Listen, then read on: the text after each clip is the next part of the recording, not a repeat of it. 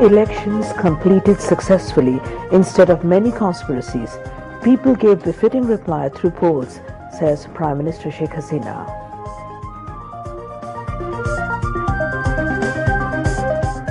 Prime Minister and new cabinet members paid tribute to Bangabandhu Sheikh Mujibur Rahman at Tungipara.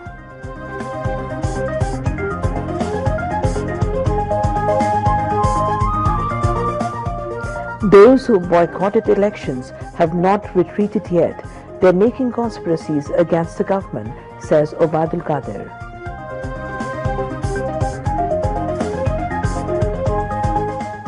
Mild cold wave sweeping in the northern parts of the country.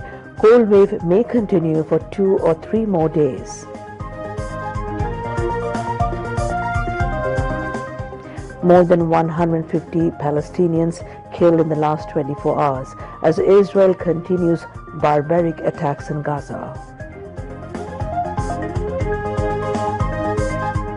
And Australia defeat India 2-0 in the AFC Asian Cup football. Assalamu alaikum. This is Shamim Khan, welcoming you all to News at 10. Those were the headlines. We now move on to the news in details.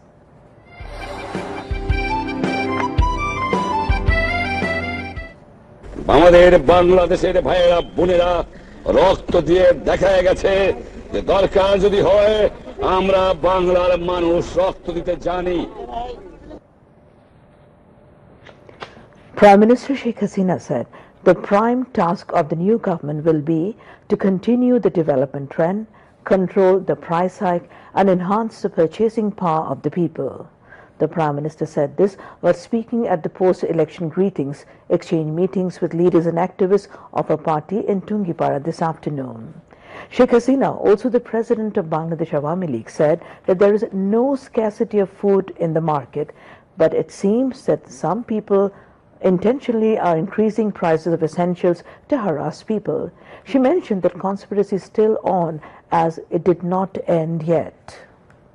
The Prime Minister sought blessings from everyone to defy all kinds of conspiracies for continuation of the country's development to materialize the dream of Father of the Nation, Bangabandhu Sheikh Mujibur Rahman, to establish Golden Bengal free from hunger and poverty.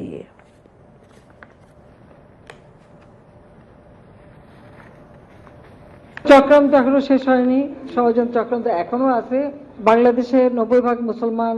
আমি একটা মুসলিম দেশের মেয়ে হয়ে সে 5বার ক্ষমতায় আসলো, এটাও অনেক দেশের পছন্দ না। ষড়যন্ত্রটা এই জন্য যে আমাদের ভৌগোলিক অবস্থানটা এরকম, আমাদের দেশটার উপর অনেকেরই নজর আছে। কাজে এখানে বসে কেউ অন্য দেশের উপরে সন্ত্রাসী কর্মকাণ্ড চালাবে, এখান থেকে অন্য দেশে এয়ার অ্যাটাক করবে, বা সেটা তো আমি মেনে নেব না।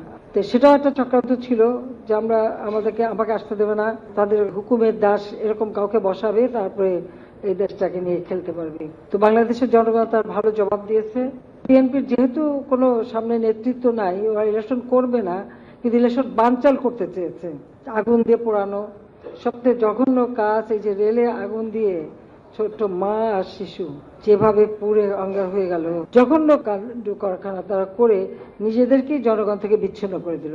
ওই ইসরায়েলি তারা করতেছে প্যালেস্টাইনে, আর আমাদের এখানে তারেক জিয়ার হুকুমে বিএনপি জামাত তারা করলো আমাদের দেশের মানুষের উপর আক্রমণ করে। তা দেখালো যে এরা ওদেরই পেতাত্তা, ওদেরই দোষ, সেটাই প্রমাণ করছে যে দেশটা ভালোভাবে চলে এবং এই ধরনের কেউ উস্কানি দিয়ে যেন আমাদের দেশে ক্ষতি কেউ করতে না পারে, এই ব্যাপারে সবাইকে সতর্ক থাকতে হবে।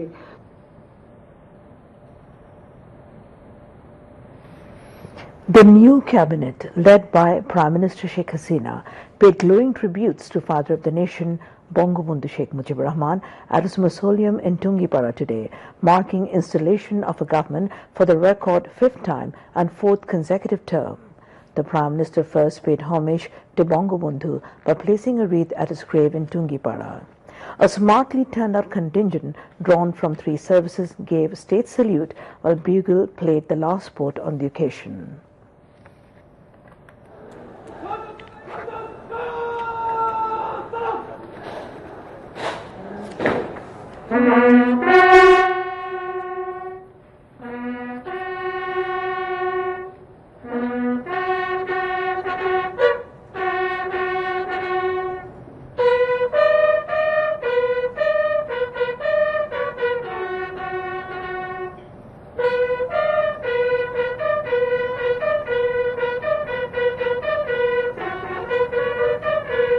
بسم الله الرحمن الرحيم الحمد لله رب العالمين হে আল্লাহ বাংলাদেশের উপর আপনি শান্তি বর্ষণ করুন।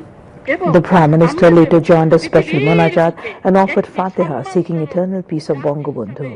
Bangabandhu's younger daughter and Prime Minister's younger sister Sheikh Rehana was present.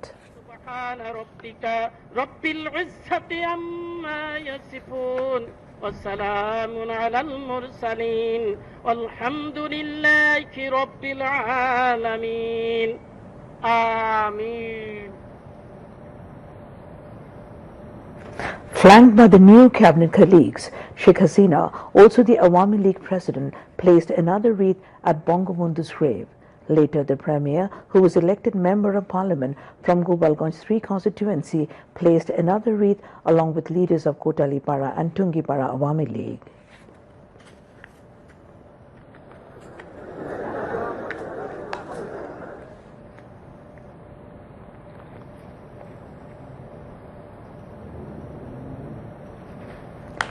Prime Minister Sheikh Hasina asked the newly appointed ministers to take necessary steps for putting prices of essentials under control during the coming Holy Ramadan so that people of the country could stay in comfort. She said, Holy Ramadan is coming and the prices of essentials must not increase during this month. The Prime Minister said this today while holding an informal meeting with the newly appointed ministers who came to Tungipara to pay homage to Father of the Nation, Bangabandhu Sheikh Mujibur Rahman. Secretary to the Prime Minister's office, Muhammad Salauddin, briefed reporters after the meeting. He said that this was an informal cabinet meeting. He mentioned that Prime Minister asked the ministers to take measures for Ramadan time, especially the big hoarders. They must not hoard essential items to create artificial crisis.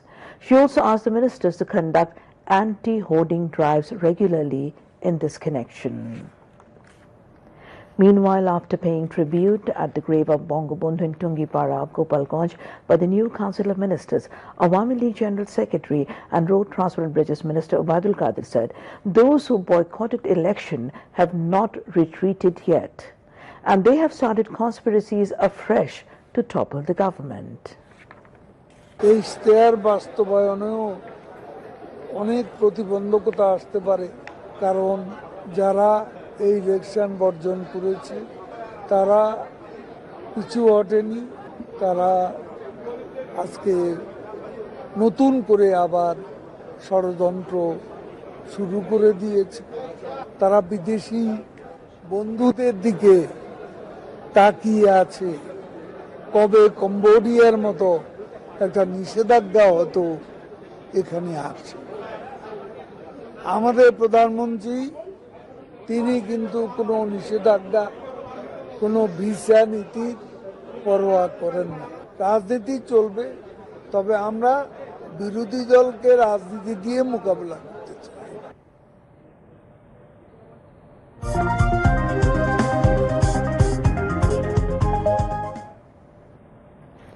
Now, international news.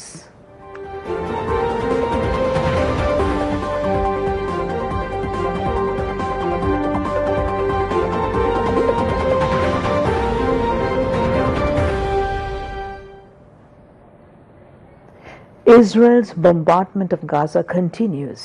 At least 151 Palestinians have been killed and 248 wounded by Israeli attacks in the last 24 hours. In the Daraz neighborhood of Gaza City, an Israeli airstrike killed 20 Palestinians. In al-Dawa neighborhood near Nuseirat, Israeli shelling killed or wounded dozens more. Several victims are still trapped under the rubble. Israeli strikes have also hit areas of Maghazi and Deir al-Bala. Israeli aggression also continued in the occupied West Bank. 3 Palestinian teenagers have been shot dead near an illegal settlement in the West Bank. At least 23,708 Palestinians have been killed and more than 60,000 wounded on Gaza since October the 7th. Meanwhile, the United Nations said Israelis are severely restricting humanitarian aid missions to northern Gaza. The The UN's humanitarian aid chief Martin Griffiths tells the Security Council of the horrific situation in Gaza amid relentless Israeli military operations. The United States launched new strikes against the Houthi groups in Yemen for a second straight day after the Iran-aligned group warned it would retaliate for a series of attacks on its facilities. The U.S. Military Central Command said on Saturday that Tomahawk missiles were fired from the U.S. Navy's USS Carney at a Houthi radar site. It described the attack as a follow-on action after the US and the UK launched a barrage of attacks by land and sea targeting Houthi military sites across Yemen to stop the group from attacking merchant and military vessels in the Red Sea. US President Joe Biden warned on Friday that he could order more strikes. The Houthis say their campaign is part of the support for Palestinians under siege and bombardment by Israeli forces in Gaza over the past 3 months. The India Meteorological Department (IMD) has issued a red alert in view of cold and dense fog conditions in Delhi and the National Capital Region (NCR).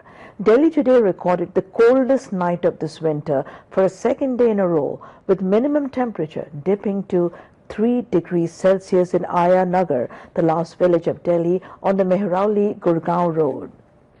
18 Delhi-bound trains have been delayed by 1 to 6 hours due to weather-related conditions in Delhi and several other parts of the country.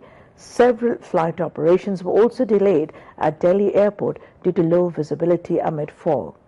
Meanwhile, the IMD said red alert has been issued in Punjab, Haryana and Chandigarh, and in view of cold and foggy conditions, yellow alert has also been issued in Rajasthan.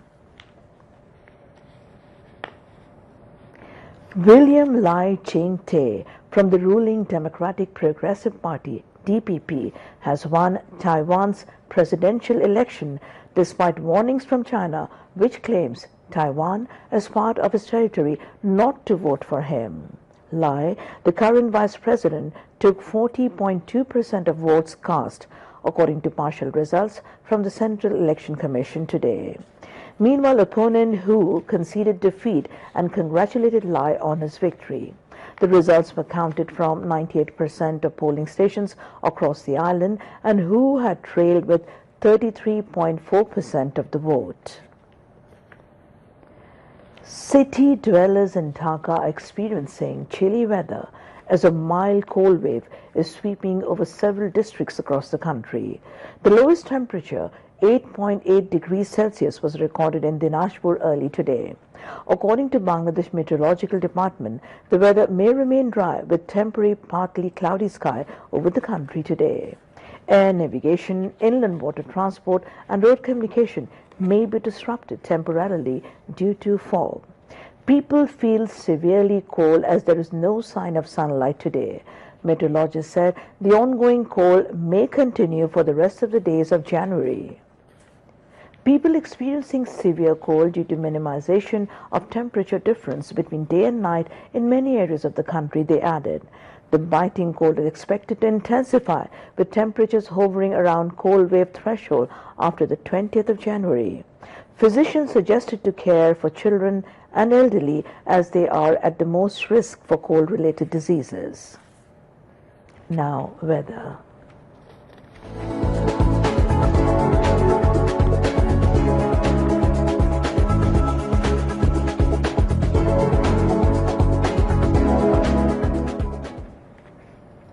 Met Office in its weather forecast till 6 p.m. tomorrow said weather may remain dry with temporary partly cloudy sky over the country. Moderate to dense fog may occur over the country during midnight to morning. Air traffic, inland water transport and road communication may be disrupted due to dense fog. Night temperature may remain nearly unchanged and day temperature may rise slightly over the country, said the Met Office. Now, news on sports.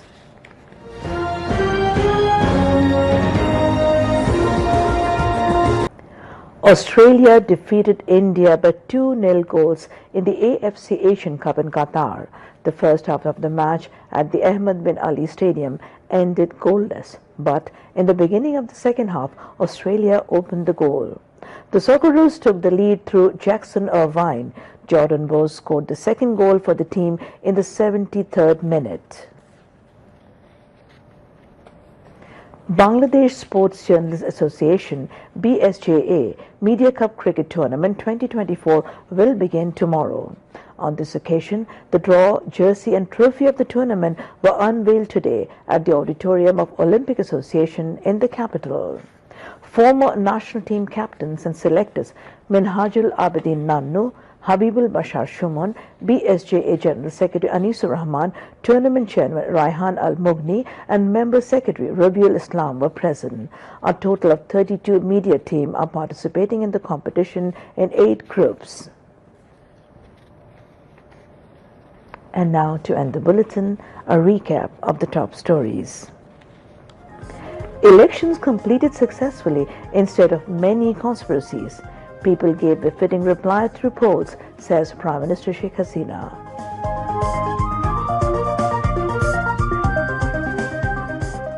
Prime Minister and new cabinet members paid tribute to Bangabandhu Sheikh Mujibur Rahman in Tungipara.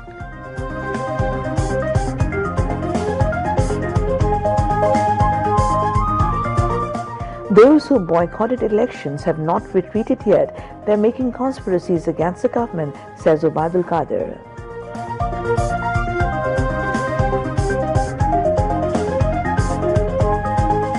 Mild cold wave sweeping in the northern parts of the country. Cold wave may continue for 2 or 3 more days.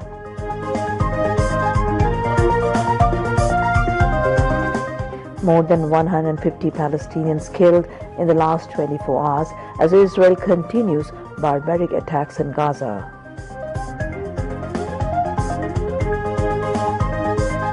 And Australia defeated India 2-0 in the AFC Asian Cup football. And that's all from the newsroom for the moment.